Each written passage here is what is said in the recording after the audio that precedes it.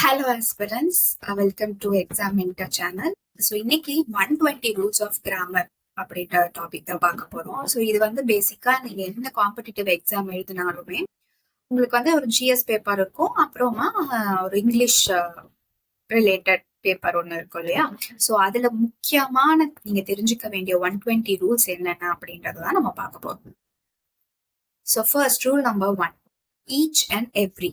So each and எவ்ரினா என்ன ஒரு சென்டென்ஸ் வந்து ஈச் அண்ட் எவ்ரின்னு ஸ்டார்ட் ஆகுதோ அதை வந்து ஃபாலோட் அந்த சென்டென்ஸ்ல வந்து நீங்க வந்து என்ன என்ன இருந்தாலும், அதாவது எதை அதை மீன் பண்ணாலுமே நீங்க யூஸ் பண்ண போறது சிங்குலர் வெர்பா தான் இருக்கணும். சிங்குலர் வெர்ப்னா என்ன? இஸ், ஹேஸ், அந்த மாதிரி. ஓகேவா? ஒரு பர்சனை மட்டும் குறிக்கும் போது நீங்க யூஸ் பண்ற வேர்ப் அவங்க செய்யக்கூடிய செயல்களை நம்ம எப்படி சொல்லுவோமோ அது வந்து சிங்குலர் வேர்ப்னு சொல்லுவோம் இல்லையா? அப்படிதான் நீங்க யூஸ் பண்ணணும். இதுதான் ரூல் நம்பர் 1. ஸோ இது எப்படின்னா உங்களுக்கு எக்ஸாம்பிள்ஸ் பார்த்தா ஈஸியா புரியும். ஈச் பார்ட்டிசிபென்ட் இஸ் டேலண்டட் அப்படின்னா என்ன? ஒவ்வொரு பார்ட்டிசிபென்ட்டுமே ரொம்ப டேலண்டடா இருக்காங்க. Each participant R talented. நீங்க இங்க நினைச்சுக்கலாம், அப்ப நிறைய பேர் ஈச் பார்ட்டிசிபென்ட்னா அப்ப நிறைய பார்ட்டிசிபென்ட் இருக்காங்க அப்படின்னு. ஆனா நம்ம இங்க குறிக்கிறது இண்டிவிஜுவல் அப்ரோச். ஒவ்வொரு பார்ட்டிசிபென்ட சொல்றதுனால அது சிங்குலர் வேர்ப் தான் நம்ம யூஸ் பண்ணணும். Each participant is talented. அதே மாதிரி அடுத்த எக்ஸாம்பிள் பாருங்க, கொஞ்சம் கன்ஃபியூசிங்கா இருக்க மாதிரி இருக்கும், நிறைய மிஸ்டேக் பண்ணக்கூடிய இடம். Each of my friends is kind hearted. இப்போ ஃப்ரெண்ட்ஸ்ன்னு வருது, அப்ப நிறைய பேரை நம்ம சொல்றாங்க அப்படின்ட்டு நம்ம யூஸ்வலா என்ன பண்ணுவோம்? Each of my friends are kind ஹார்ட்டட்னு போறதுக்கு சான்சஸ் இருக்கு. ஆனா அது தவறு. Each of my friends is kind hearted. Again each அப்படின்றது என்னன்னா இந்த இடத்துல ஒரு அட்ஜெக்டிவா யூஸ் பண்றாங்க. அட்ஜெக்டிவ்னா என்னன்னு தெரியும், ஒரு பெயர் சொல்ல, அதாவது நவுனை வந்து டிஸ்கிரைப் பண்றதுக்கு நம்ம யூஸ் பண்றதுதான் அட்ஜெக்டிவ்னு சொல்லுவோம். ஓகேங்களா? சோ இந்த இடத்துல இன் டெப்தா போக வேணாம். Each of my friends is kind hearted அப்படின்னா ஈச்னு வருது, அப்ப நம்ம ஆப்வியஸா சிங்குலர் வேர்ப் தான் யூஸ் பண்ணணும். ஞாபகம் வச்சுக்கோங்க. ஃப்ரெண்ட்ஸ்ன்னு இருக்கிறது வந்து ஒரு இருந்தாலுமே இந்த சென்டென்ஸ்ல வந்து ஒவ்வொரு ஃப்ரெண்டையும் தான், இண்டிவிஜுவல் ஃப்ரெண்டை தான் இங்க குறிப்பிடுறாங்க. ஸோ அதோட எக்ஸ்பிளனேஷன் தான் each of my friends refers to individual member, individual friend of the group. So singular verb use பண்ணணும்.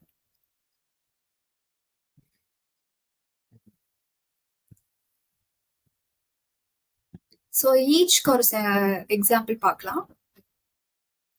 Each of the players, again இந்த இடத்துல நம்ம பிளேயர்ஸ் பார்த்தோன்னே என்ன பண்ணுவோம்? ஆர்ன்னு போடுவோம். அந்த மாதிரி பண்ணக்கூடாது. ஈச் வந்திருக்கு அப்படின்னா ஒவ்வொரு பிளேயருமே is ready for the game. So each அப்படின்றது இண்டிவிஜுவல் அப்ரோச், ஞாபகம் வச்சுக்கோங்க. Each of the players are ready for the game, அது வந்து தவறு.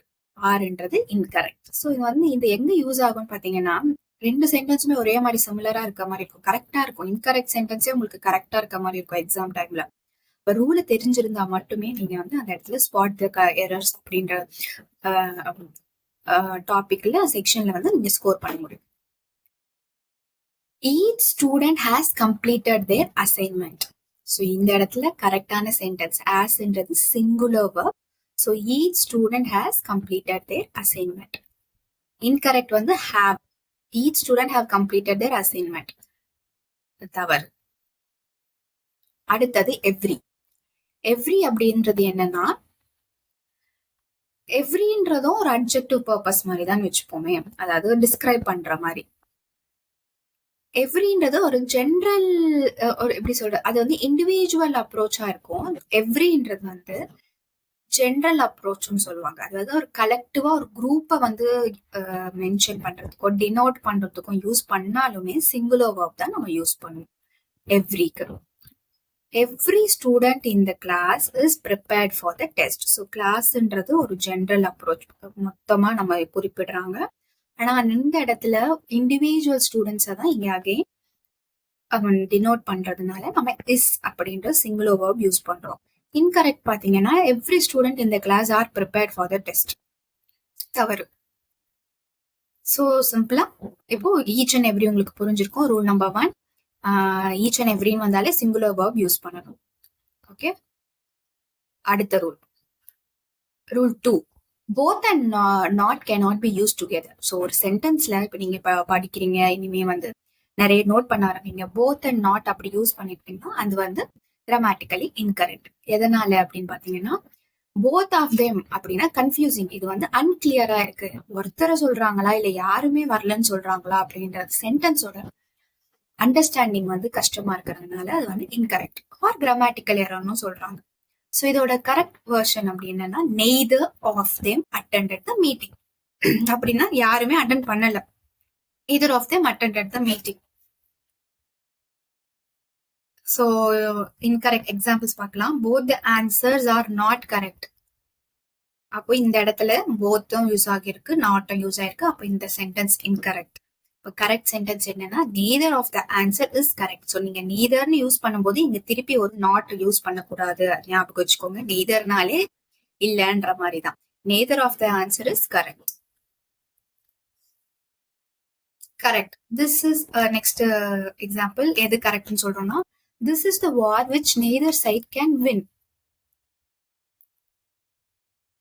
ரெண்டு பேருமே இதை வின் பண்ண முடியாது, அதோட மீனிங் தான். This is the war which both the sides cannot win.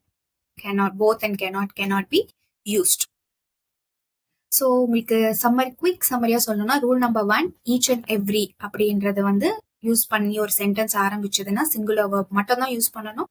அதுக்கடுத்தது பாத்தீங்கன்னா போத் அண்ட் நாட் ஒரு சென்டென்ஸ்ல வரவே கூடாது. ஸோ இது ரிலேட்டடா அசஸ்மெண்ட் கொஸ்டின்ஸ் கொடுத்துருக்கோம்.